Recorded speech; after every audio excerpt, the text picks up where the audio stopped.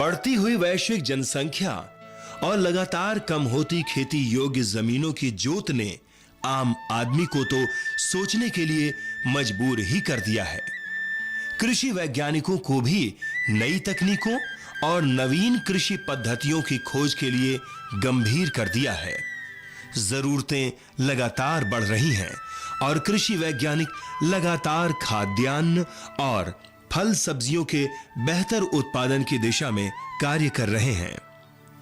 खेती के लिए जमीनों का आकार कम हुआ है। उसका एक बड़ा कारण है व्यवसायीकरण और शहरीकरण के चलते नई इमारतें और लगातार बनते नए घर।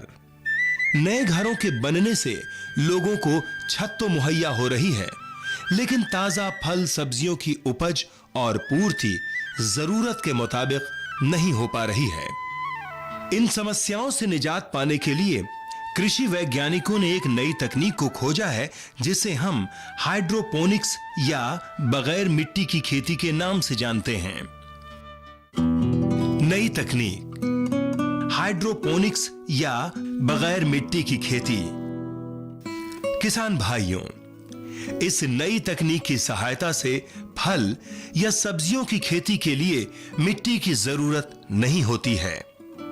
इस तकनीक से फल सब्जी उत्पादन के लिए बड़े खेतों या बड़ी जगह की भी जरूरत नहीं होती, बल्कि इस तकनीक की सहायता से लोग अपने खाली पड़े लॉन या बालकनी या फिर पक्की छतों पर फल सब्जियों का उत्पादन कर सकते हैं।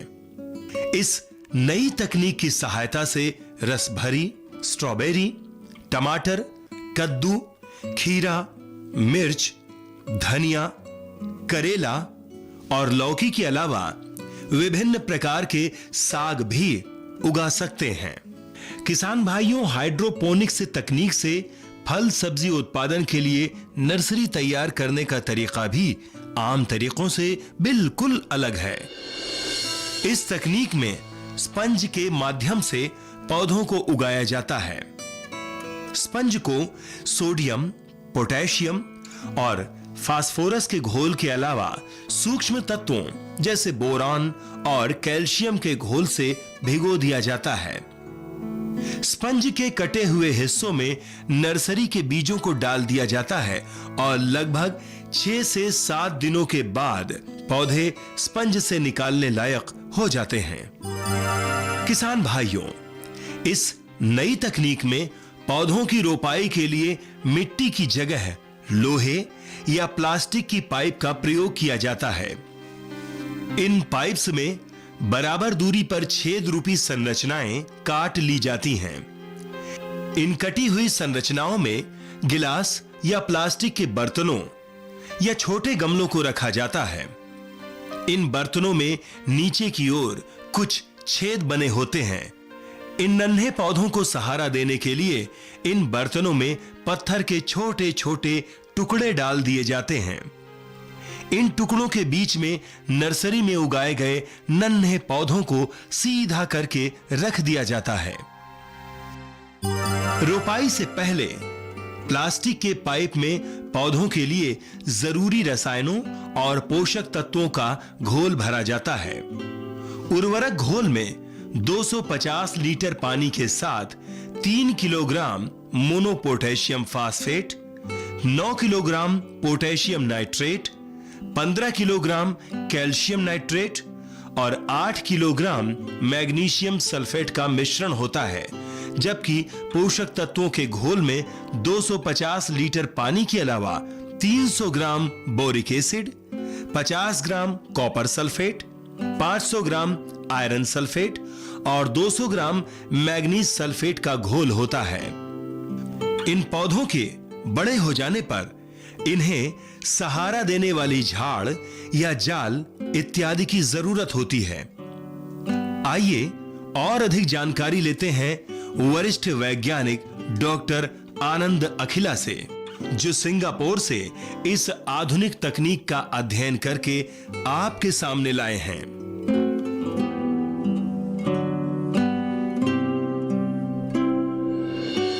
किसान भाइयों, आज हम आपको हाइड्रोपोनिक्स विधि से खेती करने का तरीका बताने जा रहे हैं। हाइड्रोपोनिक्स अर्थात बिना मिट्टी के खेती।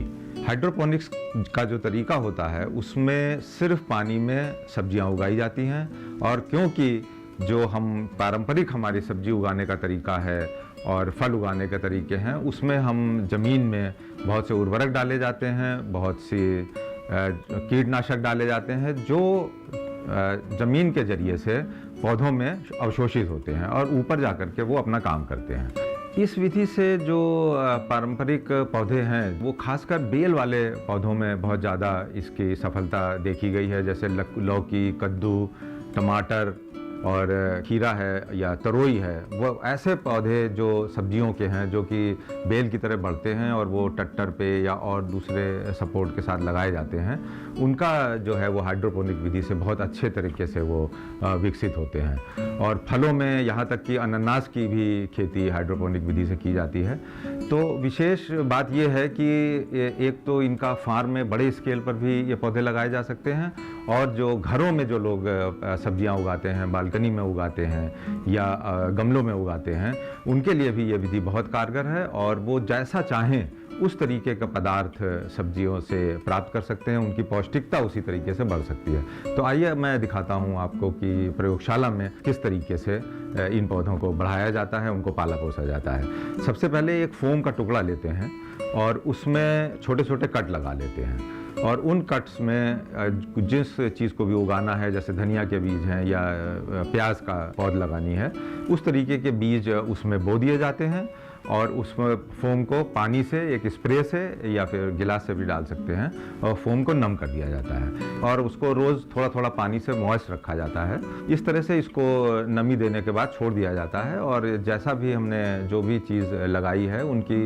एक जर्मिनेशन का टाइम होता है, मतलब पौधे अंकुर फूटने का समय होता है। कुछ अंकुर 7 दिन में निकलते हैं, 15 दिन में, 1 महीने तक। और जब अंकुर फूट जाते हैं उसके बाद जब लगभग करीब 1 इंच का पौधा हो जाती है, यानी कि पौध निकल आती है, तो उनको धीरे धीरे से आप कैंची से छोटे छोटे टुकड़ों में उन पौधों को अलग कर लेते हैं। जब ये पौध निकल जाती है तो इनकी जड़ें जैसे मिट्टी में फैलती हैं, उसी तरह से वो फोम में फैल जाती हैं। फिर हम एक गमला लेते हैं, और ये गमले विशेष तरह के होते हैं। जो हमारे आमतौर से जो गमले होते हैं वो सब तरफ से बंद होते हैं, ये जालीदार गमले हैं। तो अब इसमें हम जैसा भी आपकी पौध है, जिस तरीके का भी आपने साग सब्जी है या फल है या पौधा है जो लिया है, उस तरह से इनमें लगा देते हैं एक सपोर्ट के साथ। फिर इसमें हम एक वो न्यूट्राइंट सोल्यूशन बनाते हैं, मतलब वो घोल बनाते हैं पौष्टिक पदार्थों का जो हम पौधों को देना चाहते हैं, जैसे कि बोरन है, जिंक है, कैल्शियम है, फास्फोरस है, ये सब। और जो उर्वरक जो हम साधारण तौर पे देते हैं ज़मीन के जरिए, उनका भी एक घोल बना लेते हैं। अब इस घोल को हम जो एक इनलेट देते हैं ये अपने गमले में, और एक आउटलेट देते हैं, और इस घोल को प्रवाहित किया जाता है। अब इसमें जड़ें हमारे फोम में पहले से हैं, और जब ये घोल प्रवाहित किया जाता है तो पानी के साथ साथ वो सभी पदार्थ जो पौधों के लिए आवश्यक हैं वो उसमें चलते रहते हैं, ऊपर जाते रहते हैं। धीरे धीरे ये पौध और बड़ी होती जाती हैं, और इन्हीं गमलों में फिर आप एक सपोर्ट दे देते हैं ऊपर। अगर बेल नुमा आपने सब्जियां उगा रहे हैं तो उसको एक सपोर्ट दे देंगे, वो बढ़ती चली जाएंगी। और अब इसको जब घर में करते हैं या फार्म पे करते हैं तो नीचे से तो आपने सारी सुरक्षा कर ली, और सब तरीके का आपको शुद्ध बिल्कुल जो है वो एनवायरनमेंट मिल गया। और अब ऊपर से बचाने के लिए आप इसके ऊपर एक नेट लगा सकते हैं जहाँ कहीं भी इसकी खेती कर रहे हैं। आजकल पॉली हाउस आते हैं, पॉली नेट्स आते हैं, जिससे कि बाहर से भी जो कीड़े पतंगे या चिड़िया आ जाती हैं तो वो नेट लगा लें मच्छरदानी की तरीके का, तो उससे भी आपकी पूरी बचत हो जाती है, कोई पोल्यूशन नहीं मिलता। आप सरसों भी उगा सकते हैं, प्याज उगा सकते हैं, साग और जो बेल वाले फल हैं वो बहुत आसानी से उग जाते हैं। किसान भाइयों, इस नई तकनीक से फल सब्जी उत्पादन के लिए अलग से किसी भी प्रकार के उर्वरक या कीटनाशकों की कोई जरूरत नहीं होती है, इसलिए ये स्वास्थ्य के लिए भी हितकर हैं।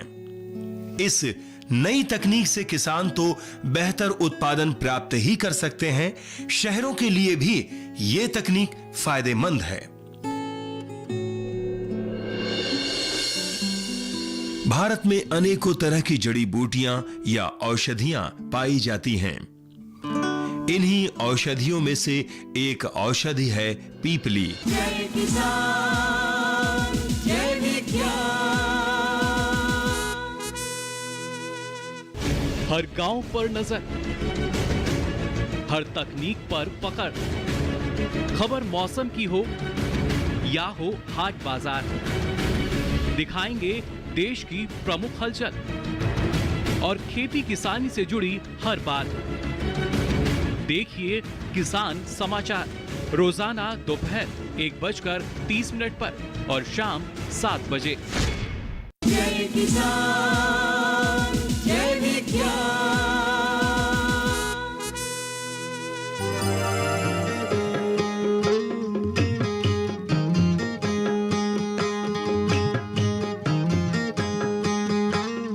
खेती के इस बदलते दौर में किसान सिर्फ पारंपरिक फसल उगाने के काम में ही नहीं जुटे हैं। वे कई तरह की चीजें उगा रहे हैं जिनमें उन्हें बेहतर आर्थिक लाभ हासिल हो रहा है। सरकार भी किसानों को इस तरह की खेती करने के लिए प्रोत्साहित करती है। ऐसी ही एक खेती औषधीय पौधों की खेती है। औषधीय खेती से किसान न केवल आर्थिक रूप से मजबूत होते हैं, बल्कि औषधियां भी प्रचुर मात्रा में बाजार में उपलब्ध हो पाती हैं। भारत में अनेकों तरह की जड़ी बूटियां या औषधियां पाई जाती हैं।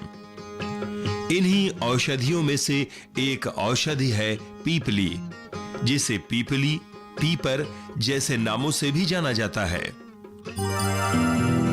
औषधीय फसल, बदलते दौर की नई खेती, पीपली की खेती।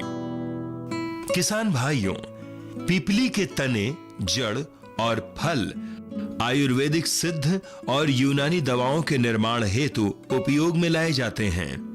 पीपली कफनाशक है, इसलिए छाती के विकार जैसे सर्दी, खांसी, जुकाम, दमा, अस्थमा, ब्रोंकाइटिस, श्वास रोग और जीर्ण ज्वर के इलाज में काम में लाई जाती है।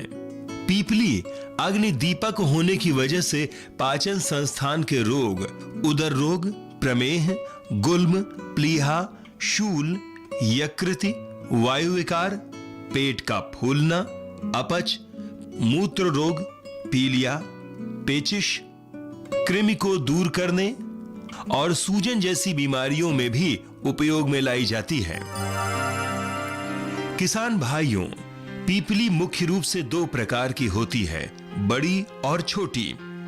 वैसे इसको 4 भागों में बांटा जा सकता है: पिप्पली, गज पिप्पली, सैहली और वन पिप्पली।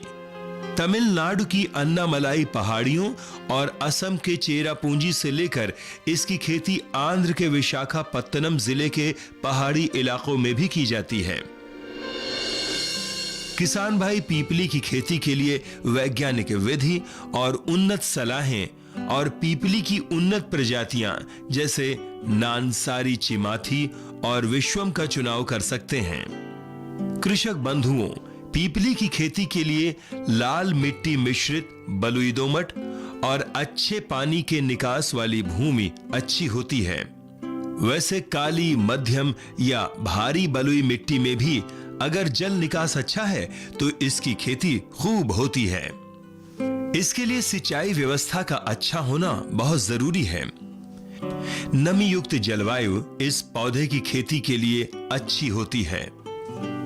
पीपली का पौधा 5 से 6 साल तक रहता है, इसलिए इसे लगाने के पहले भूमि में हल चलाकर मिट्टी पोली कर लें और उलट पुलट कर लें। उसमें 18 से 20 टन सड़े हुए गोबर की खाद, 60 किलोग्राम पोटाश और 80 किलोग्राम फास्फोरस मिलाना चाहिए। हवा का सीधा असर पौधे पर ना पड़े और बहती हवा को रोकने के साथ साथ पौधों को छाया मिलती रहे। मेड़ पर 160 से 180 सेंटीमीटर ऊंचाई की टटिया या बांस की चटाई हवा को रोकने के लिए लगानी चाहिए। पीपली के तने, जड़ और फल। जय किसान, जय विज्ञान।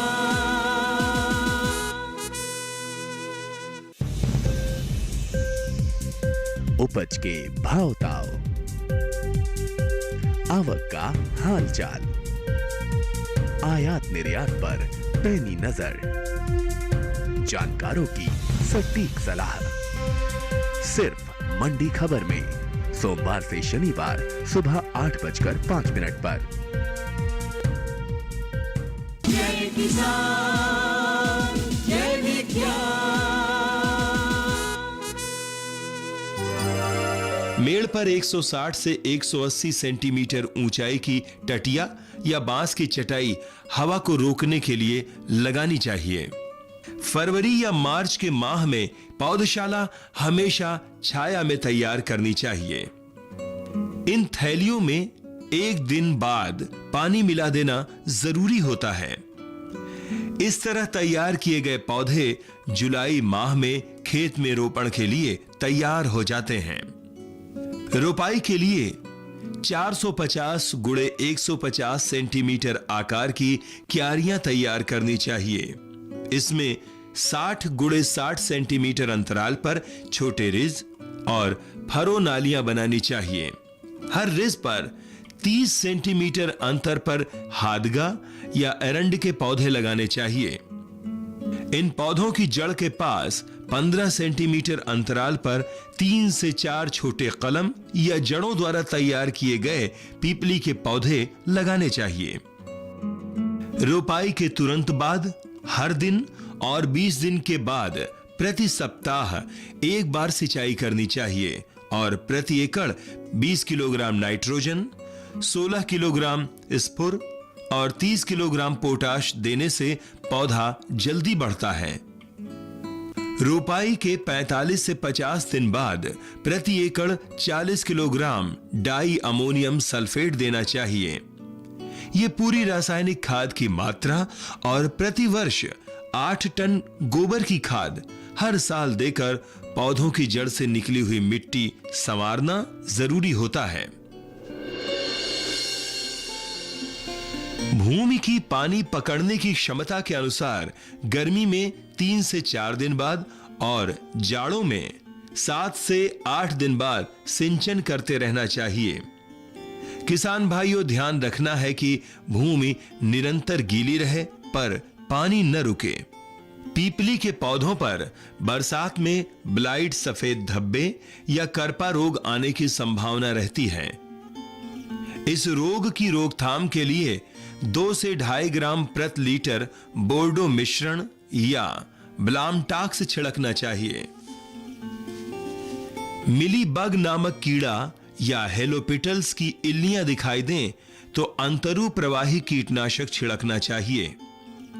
नीम के तेल का प्रयोग 0.25% करने से पौधों की अच्छी पैदावार में मदद मिलेगी।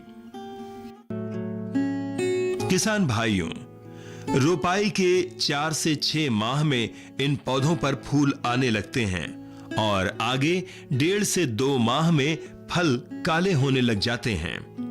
पके हुए काले उंगली से दबाने के बाद पिचकने वाले फलों को तोड़ने का काम 4 से 5 सप्ताह में पूरा कर लेना चाहिए। इन तोड़े गए फलों को धूप में सुखाना चाहिए और नमी ना लगे ऐसी जगह भंडारण करना चाहिए। फलों को तोड़ने के बाद जनवरी-फरवरी माह में पौधों को छांटना चाहिए। छांटते वक्त मुख्य शाखा और कुछ अन्य शाखाओं को 90 से 100 सेंटीमीटर लंबाई की रहने देना चाहिए। पौधों को तुरंत पानी और रासायनिक खाद देना चाहिए। इससे पौधों में तुरंत पत्तियां आनी शुरू हो जाती हैं। इसी तरह 4 से 5 साल तक फलों की फसल लेने के बाद 5वें या 6ठे साल जड़ सहित मुख्य तने को भी उखाड़कर धूप में सुखा लेना चाहिए। किसान भाइयों, पीपली की उन्नत और वैज्ञानिक खेती के लिए आइए जानकारी लेते हैं NBRI के कृषि वैज्ञानिक से। पीपली जो है इसका वैज्ञानिक नाम पाइपर लॉन्गम है और ये पिपरेसी फैमिली का पौधा है और ये 1 वर्षीय लता वर्गीय पौधा है और ये लगभग 8 मीटर से 10 मीटर लंबा होता है जो कि ज़मीन में फैलता है। पीपली मुख्यतः जो है दमा, श्वास और खांसी, जुखाम आदि की बीमारियों में बहुत उपयोगी होती है, जिसका कि जो फली होती है उसको, सूखी फली, उसको हम ये 2 फली सुबह शाम अगर खाएं तो हमको सर्दी जुखाम और इसमें बहुत ही फायदा होता है। यदि इसको हम पिपली को शहद के साथ खाएं तो श्वास और दमा में काफ़ी जो है फायदेमंद होती है। और यदि हम इसको पिपली को गुड़ के साथ खाएं तो हमको ज्वर और कफ में बहुत ही फायदेमंद होती है। पिपली जो है हमको शुगर और कोलेस्ट्रॉल कम करने में भी बहुत फायदेमंद होती है। किसान भाइयों को बताना चाहूँगा कि इसकी खेती के लिए सबसे पहले जलवायु और भूमि की तैयारी के लिए इसकी उष्णकटिबंधीय आर्द्रता वाले क्षेत्र अधिक उपयोगी होते हैं। जहाँ पर पान की खेती होती है वहाँ पर आसानी से कर सकते हैं। और इसकी खेती के लिए 2 बार कल्टीवेटर से जुताई करके एक हैरो जुताई करने के बाद पाटा लगा देते हैं और इसमें जो है आसानी से खेती की जा सकती है। प्रवर्धन के लिए किसान भाइयों को सबसे पहले जो है जब पौध लगाना होता है, रोपण करना होता है, उसके पहले 2 महीने पहले इसकी कटिंग तैयार कर लेते हैं। इसमें लगभग 1.25 लाख से 1.5 लाख तक कलम की आवश्यकता होती है प्रति हेक्टेयर में, और एक जगह 2 पौधों को लगाते हैं। और चूंकि ये लगभग 5 साल तक फसल चलती है, इसलिए किसान भाइयों से कहना चाहूँगा कि बरसात के पहले दूसरे वर्ष बरसात के पहले 20 टन गोबर की खाद अवश्य मिला दें, जिससे कि आपकी फसल अच्छी चलती रहेगी। इसकी उपज जो है लगभग 4 से 6 क्विंटल प्रति हेक्टेयर सूखी फली प्राप्त होती हैं, जो कि कम से कम लगभग 40 से 60 हज़ार रुपये का उत्पादन प्राप्त होता है। इसके बाद जब पिपली की तुड़ाई खत्म हो जाती है, उसके बाद जो है हम पौधों को ऊपर सारी कटिंग कर देते हैं। और जो ये पिपली की कटिंग होती है, इसको हम दोबारा जो है पौधे तैयार करने के लिए भी उपयोग करते हैं। 5 साल के बाद पिपली की खुदाई कर लेते हैं, और खुदाई में चूंकि जड़ों का भी औषधीय उपयोग होता है, तो लगभग हमको पिपली की 1 क्विंटल जड़ जो है 1 हेक्टेयर में प्राप्त हो जाती हैं। और इसका भी लगभग हमको किसान भाइयों को 15,000 रुपये प्रति हेक्टेयर के दर से मुनाफा होता है। तो इस प्रकार ये किसान भाई अगर इसकी खेती करेंगे तो पिपली की फसल से 40 से 60 हज़ार रुपये मुनाफा, और जड़ से भी जो है 15,000 का मुनाफा हो सकता है। तो इस प्रकार अगर किसान भाई पिपली की खेती अगर करते हैं तो उनको जो है फसल भी प्राप्त होगी, और उसके साथ साथ उनको जो कम लागत में अधिक मुनाफा जो है कम क्षेत्र में अधिक से अधिक मुनाफा प्राप्त होगा। आयुर्वेद और हर्बल उद्योग के तेजी से विकसित होने की वजह से औषधीय फसलों की मांग भी काफी बढ़ी है। किसानों को इसकी अच्छी खासी कीमत हासिल हो जाती है। सरकार की ओर से भी औषधीय पौधों की खेती करने पर अनुदान और सहायता का प्रावधान है। पीपली की खेती के लिए लागत 62,500 रुपए प्रति हेक्टेयर मानी गई है। पीपली के तने, जड़ और फल आयुर्वेदिक सिद्ध और यूनानी दवाओं के निर्माण के लिए उपयोग में लाए जाते हैं। कई रोगों में लाभदायक होने की वजह से बदलते दौर की नई खेती पीपली की खेती करके आप सबको बेहतर मुनाफा प्राप्त हो सकता है। केंद्रीय औषधीय सघन पौधा संस्थान ने काफी औषधीय पौधों जय किसान जय विज्ञान।